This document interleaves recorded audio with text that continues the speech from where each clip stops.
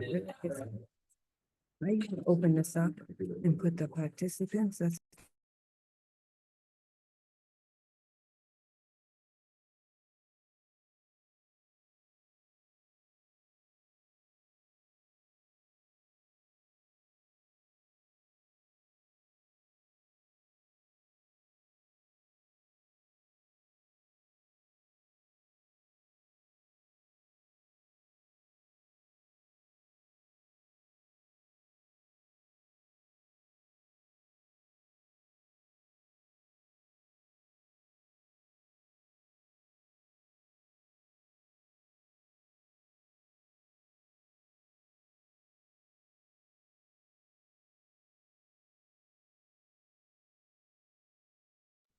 All thousands of our viewers as well.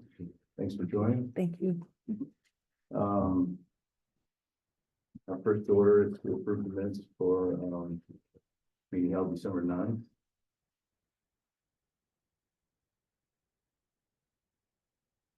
The minutes of review. Copy.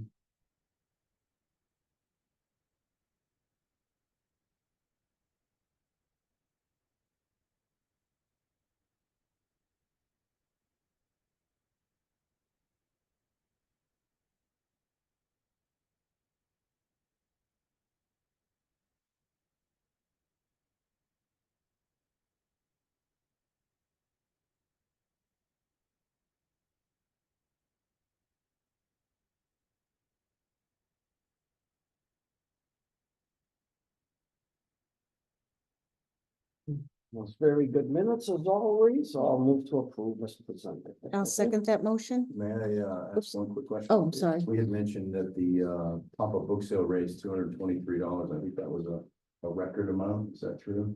We want to add that to the minutes. Is it? That's not the minutes. I'm sorry. That it was a record amount? That it was We don't a, usually add in things like that. So it's part of the 223 song. under section D, yeah, the fourth bullet. Anybody have a preference that we don't feel like we need to add? No, Okay, all right. I So, seconded the motion. I don't know if you heard me. I Mark. did, yep. Okay. So the motion's been moved and seconded. All in favor? Aye. Anyone opposed? Thank you. Friends of the Flint report, please. Thank you, Mark. You're- I just have a couple of things to mention. Campaign. I've already picked up 12 out of my box, which is awesome. So we've got a good head start. I wanted to also let you know that the turkey trot, Stu joined me, it was very nice when he went to the select board meeting and accepted a donation from the turkey trot for $4,200, which is awesome, and it's $1,200 more from last year. So that gives us a lot of opportunity for programming. Again, thank you, Susan, for joining me. And thank the turkey trot committee for Being so keeping generous. us in mind. Very much appreciated. Thank you for representing us there. Sorry. That's great. The FY25 annual campaign, so this is July to now, is currently at $15,246.04. I'm sorry, Annie, could you say that again? I didn't catch it. What was the amount? $15,246.04. Thank you. Is this the one that went out in the tax bill? Is that out of the annual? It is, and this 15,000 number is through December, so it doesn't include the turkey trot money. So that would be on top of it, and then whatever people send in. So we're in very, very good shape for the year. And then the next thing that we're working on, as you all may know, February is Love Your Library Month. And we will be having our candy guessing jars. And we will also be giving money and thank you notes to the staff on Valentine's Day, which we normally do as well. And I'm all set. Thank you, Mark. Thank you. you. Mhm.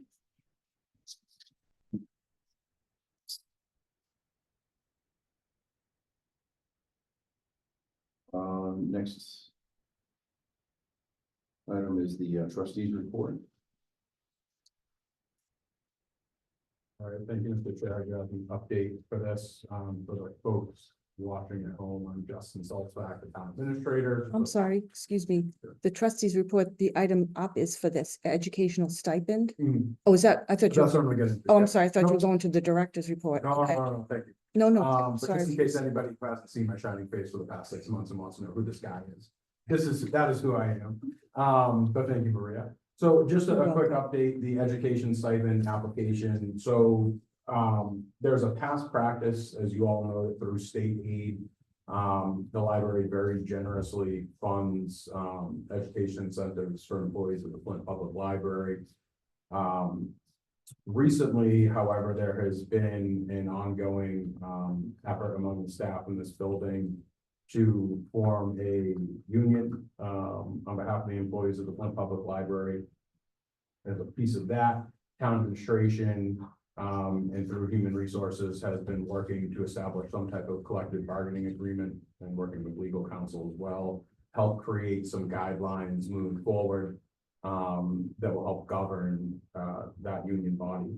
So one interesting piece of that, there are obviously a lot of moving parts, but one of them is that anything that's considered a benefit in any way between now and when we have that collective bargaining agreement in place, we want to make sure that we're a little more careful in particular about how we approach them, just from a legal perspective.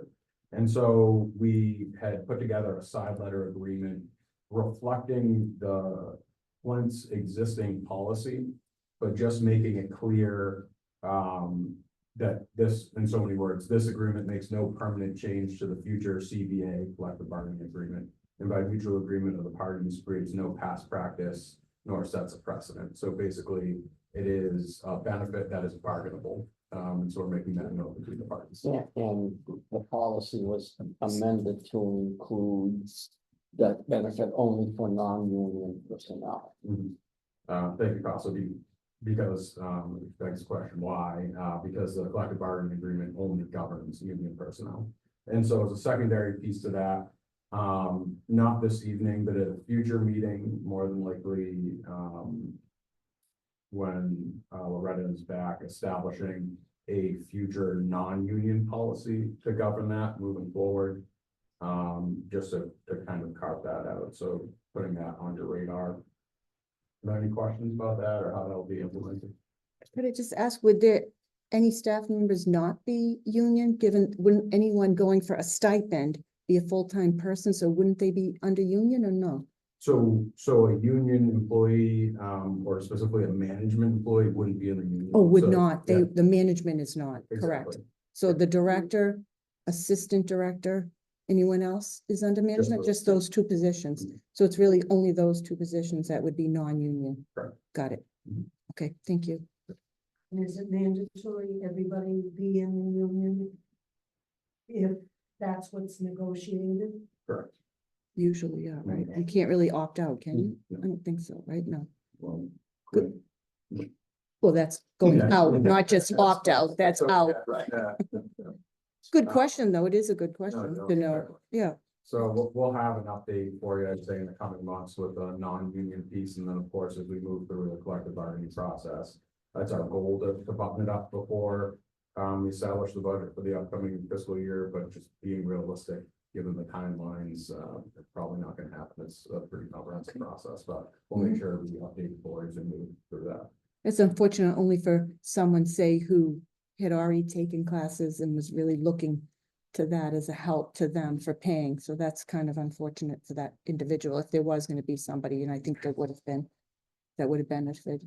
Mm. But it is what it is, unfortunately, for that. And- Be and- caught in that kind of middle, but Yeah, we'll see. and we'll do what we can do to bridge the gap. Yeah. What the intent of that side letter is. Okay, good to know. and it wasn't something that we decided. This No. was this was because the staff decided to unionize or collective bargain. That's what took this policy off the board, not Correct. us. Yeah. Correct, yeah. Loretta, not us. It's just the legal aspect of it. Yeah. Mhm. And that's everything on that item for now. Thank you. Thank you. You're welcome. Moving on quickly to, E is the director's report. Excuse me, reviewing the BCA architect's conditions assessment.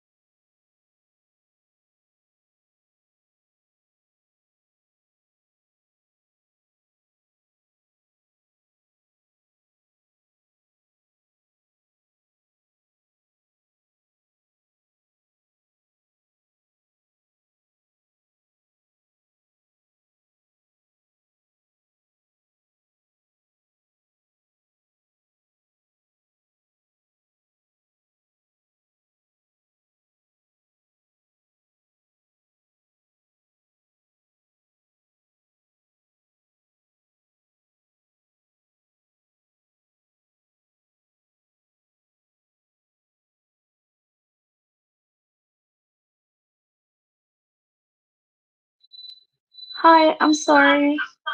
Did you intend to mute the meeting?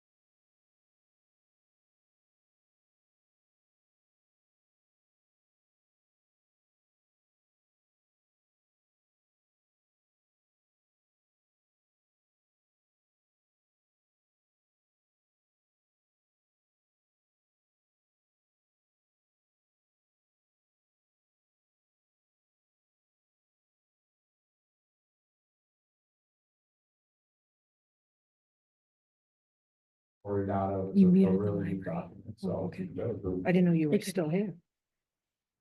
That was the most impressive thing for me, really, how they knew where to slate for the roof from. Oh, yeah, that's awesome. 100 years ago, 150 years ago, it's really impressive. Very. There was a piece about a leak, undetermined leak in the attic, I think it was, it seemed to me that should be a high priority. Yep, so what we'll do is, do temporary patching. It's not the prettiest, but you're not really gonna see it, just to try to keep moisture out. Bundle things together for a larger capital plan, request in this upcoming budget cycle. It would go to town meeting this May, hopefully get approved. And then we can go ahead and, form bid documents and specs and things like that, get it out on the street and have people do the work. Hopefully this upcoming summer. So there's two issues that have to move forward. One is putting all of this work on a capital plan so it can be addressed in a timely fashion. The other is how that work is paid for. And there are different bundles of money available. For the old original building, CPA funds could be a source. For other work, there's also the funds that the trustee controls that are for the preservation of the building. And then there's the town's general free cash. So I think if you haven't started thinking about under what circumstances the funds that the trustees control that are for the preservation of the building, what circumstances are appropriate for that money to be spent, then we should start thinking about it. I mean, to me, when the addition was built, all that money should have been gone down to that $22,000 that couldn't be spent, because what better use of that money? But it wasn't, and that was fine, but now going forward, we need to think, there is a bunch of money for the building. Under what circumstances, what conditions, how, does it get spent? To the extent that it can. Or a combination thereof. Yeah, I mean, it's those three buckets, Mhm. and a particular year's, work could be funded from some combination of all three or Right. two, or whatever makes sense for that year. Depending on that But size and we have to think about, the strategy of, Yeah. yeah, sure. A plan, like you're saying. Yeah. It makes sense to have them in front of us and decide how to lay them out. Like the idea of being conservative and keeping some of that money beyond the $22,000 just to have in case times get tough when we hit a major recession or depression. But if we don't ever, if we just keep it, it's like not having it, because that's the true. library doesn't benefit from it. true. For the water leak, the temporary, not beautiful repairs that plan to be addressed before. Okay. So, which I guess kind of rolls into the next item, which is just a general building update. So, we have a meeting with BCA Architects this week, Loretta will be joining as well, if he wants to, stay plugged into that process. We'll be identifying, immediate term and short term, I guess, solutions, the immediate being cost-effective ways we can do things right now to get us through to the short-term or immediate-term items coming up for the capital plan that are a little bit larger and more comprehensive. So typically on this, and originally on the draft of this agenda, we had an item to discuss your capital budget proposal for fiscal year 26. But given the shift in staffing temporarily and the fact that the conditions assessment just came in, we're pushing that back until your next meeting in February. That's going to put you a little bit past the normal deadline. We've requested that capital items get in. It would typically be after this meeting, we get the capital item in. But I know you can push that deadline back a little bit. So just for the sake of getting it right, we don't want to rush. So that's going to come up on your next meeting. The results of the conversation that we have with the architect will be able to line out for you. Here's the 5 or 6 items that are going to get addressed in the capital plan. Here's a rough ballpark of what it's going to cost. And then I think we get into what Mr. Prokakis referenced of a blended funding source or something. thereof. Now, the immediate issue of the water and doing something to stop that. Mhm. Where is that gonna be funded from, or where could it be funded? A couple different sources immediately come to mind. You know, the library has, a pot of money, right, that exists, that I think that would be an excellent use for. There's also a broader line item in my office for town buildings in general. That has to cover all the other things in town. So my preference would be to pull it from here, but let's figure out what it costs first, and then maybe we'll go from there. Seems like that's the most urgent to me. And water damage just causes further damage down the road. It's gonna be more expensive than fixing it now. So I think, although probably needs to be done when the weather's a little warmer, I'm guessing, because of the things they're gonna see it would need to cure above freezing, I'm guessing. Yep. So could I ask, Justin, are you putting together like a spreadsheet based on or some, maybe a spreadsheet or something to that effect of the key, say 10, I don't know how many items, if you add them all up, there are, and put them in a hierarchy and kind of tell us that? Are you good? Is that something you guys will be doing? Yeah, so between this meeting and your next meeting, I'm gonna effectively build out a 15 or 20-year capital plan Oh, for you, great, but we'll great. identify the items that we want to do this year. Excellent. And then the other ones are a little more fluid as we get closer. Mhm. We might find, hey, this could probably last a couple more years, push out a little bit, or Excellent. if like this is deteriorating faster than we thought, then we should try to bump it up a little bit. Yeah, great, thank you. Yeah. That'll be helpful. I read this kind of fast and I didn't print it because there's a lot of pages. But what about things like the heating system and things like that? Is that included in the evaluation? I mean, how long does a heat system last?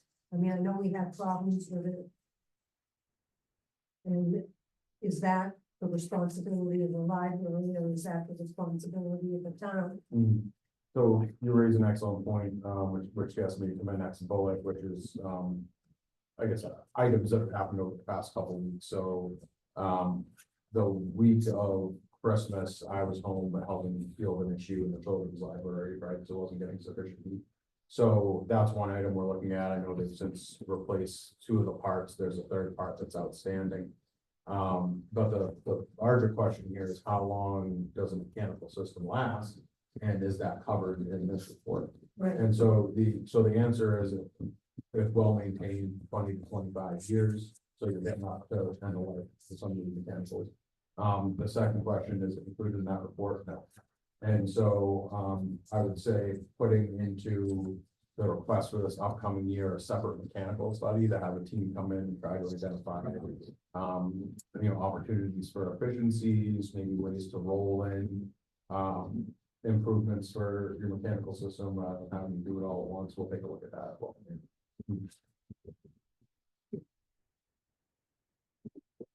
Any other questions? Cover the slate roof with solar panels. Got it. Yeah. Anything else? No, not for me. Thank you. Thank you. So that's everything other than talking about the date for our next meeting. Right now is February 10th at 7 p.m. Yes, And, that's the standard. sorry? That's the standard every month, yeah, for the summer. Or a holiday, we go to Tuesday. Okay, so that's the entire agenda. Does anybody have any other wants to discuss? If not, we'll move to adjourn. I just had a quick question. Sorry, I was late, people. And missed most of your presentation, but I did appreciate the email you sent with the overview. I thought that was very clear. Thank you. Well, I did read the report and absolutely agree with what you said. So we aren't able to discuss the statistics or any of the growth, and that won't be happening for the extent of the leaves. correct. So what we're looking at right now is doing like a quarterly catch up.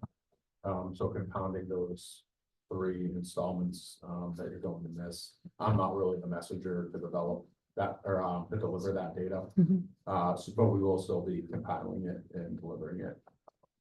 Quarterly, but not monthly. Quarterly. Yeah, just Um, for, and then you'll return right back to your typical monthly review.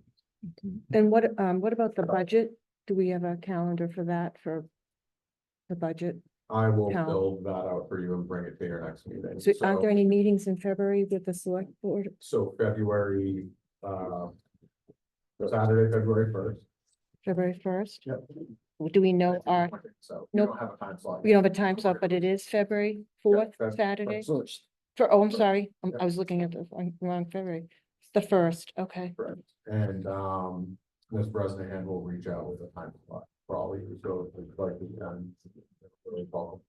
And then capital will be Saturday, March 1st.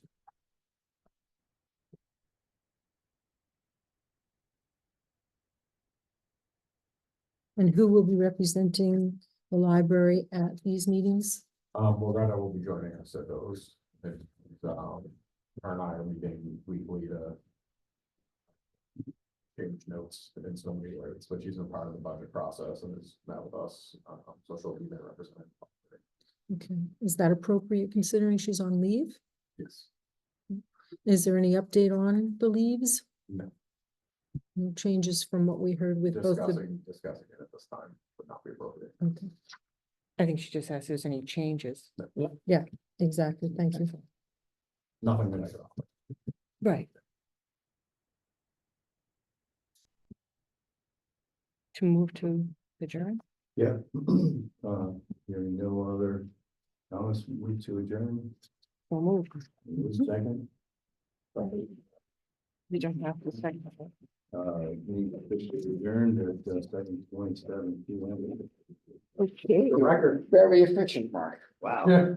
I will appreciate being able to see this. Will it get uploaded quickly so that I can catch up on what Well, happened? Loretta's here because she's just came down to change things, so Loretta is here, so she must be doing something. I What is don't it know that if- you're- The- Usually it gets it uploaded gets- online, It gets so recorded Oh, so you and can see the uploaded. piece that you missed? Yeah. Oh. I'm gonna end the meeting, Mark. You want me to end it? Give it a It- second. Post it.